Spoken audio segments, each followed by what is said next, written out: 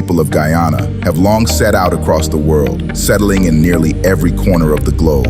Along the way, we've embraced the cultures, languages, and customs of our adopted homes, many of which now serve as the birthplaces and native lands of our children and grandchildren. Yet wherever we go, we also bring something of ourselves. G-Town Universal is a space that explores this beautiful cultural exchange. It's a living archive of Guyanese voices in the diaspora, a place where the impact of our presence abroad is not only acknowledged but celebrated. Through poetry, storytelling, and thoughtful conversations, we dive deep into what it means to be Guyanese, here, there, and everywhere.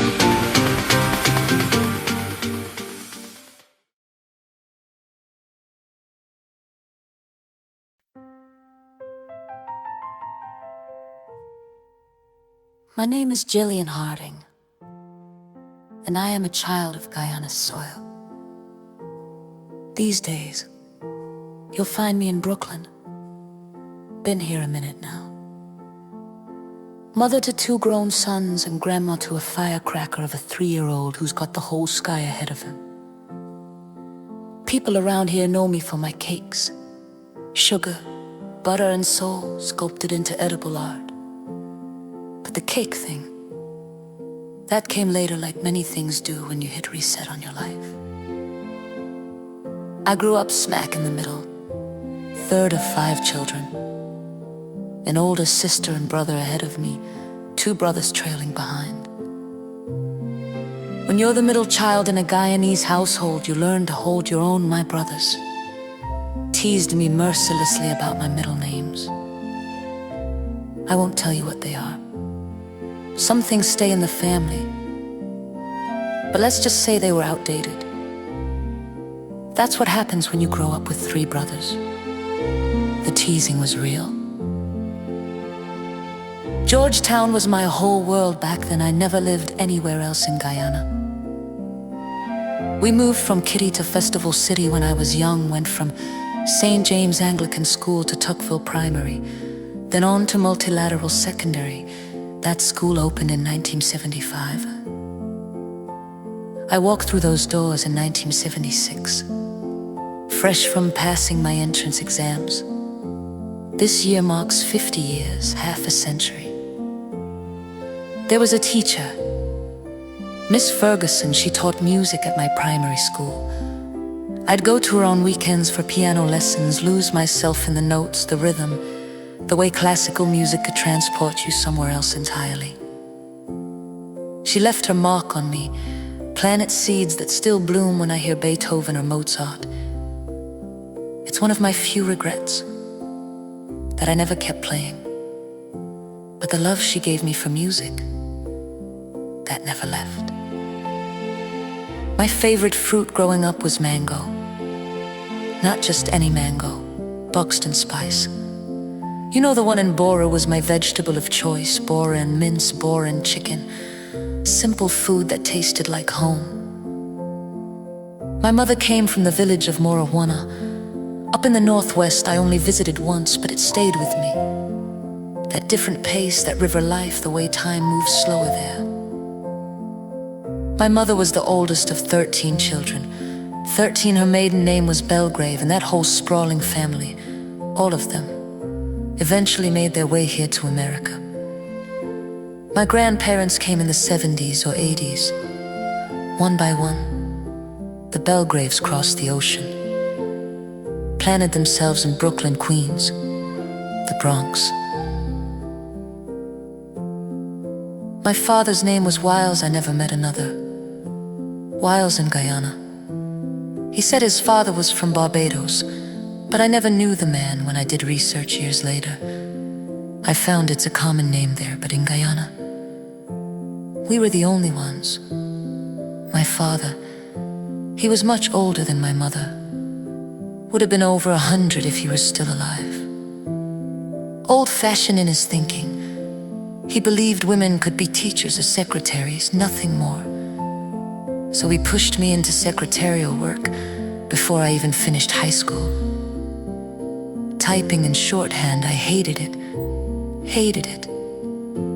That's what daughters did back then. They listened. I worked at the Department of Youth and Sport for a year, then spent 13 years at the Guyana National Bureau of Standards. By the time I left, I headed the administration and finance section.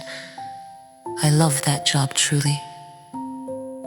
But when I left there, I had a decision to make, the biggest one of my life.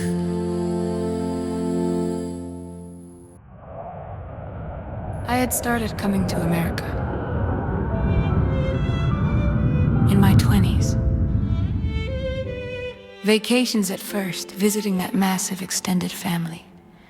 Over 50 first cousins, another 100 second cousins.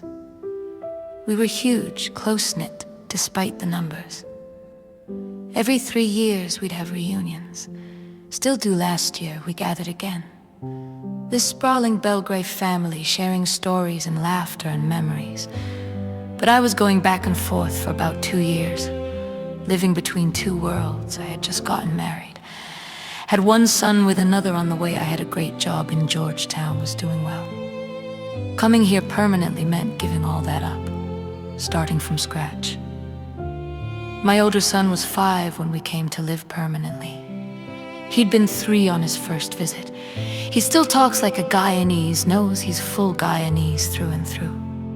My younger one, he can't relate to anything I say about home. He laughs at the words, the stories, thinks it's all funny. They've been back a few times, but it's not theirs the way it's mine. Those first few years here as a permanent resident were rough.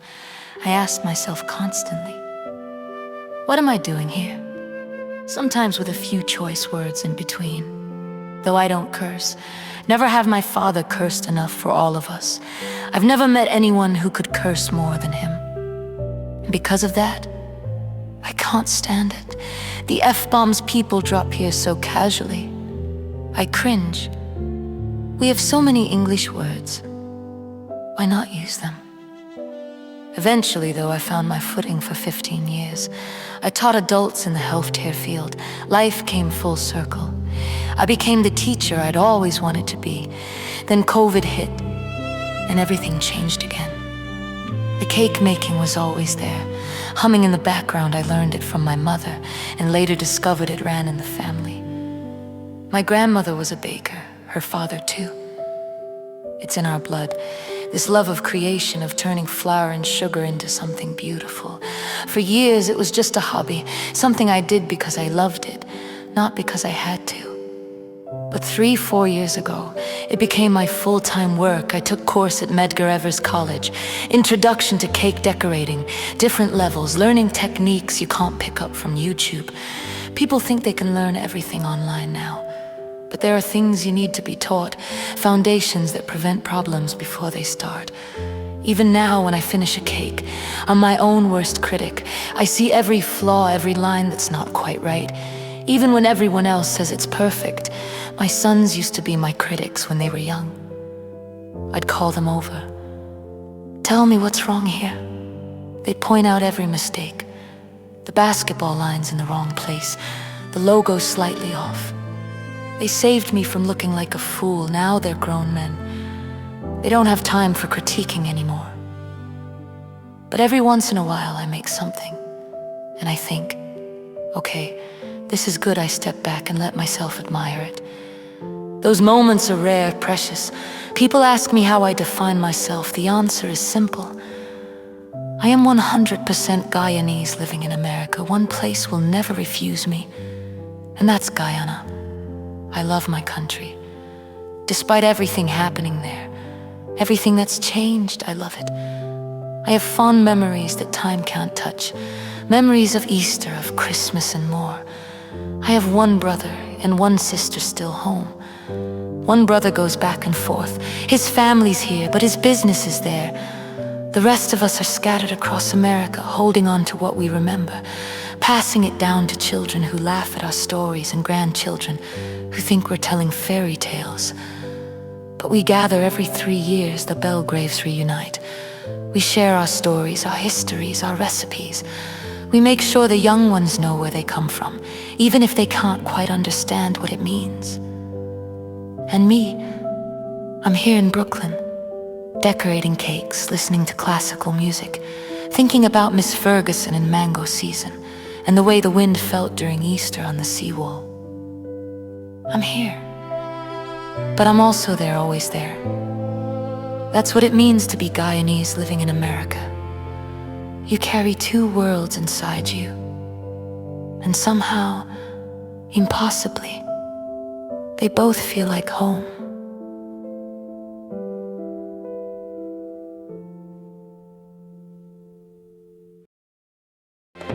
Born in the land of the mighty Roraima, land of great rivers and far-stretching seas. So like the mountain, the sea and the river, great, wide and deep in our lives would we be. 'Cause we were born in the land, hey, hey, we were born in the land. Oh, yes, we were born in the land, hey, hey, we were born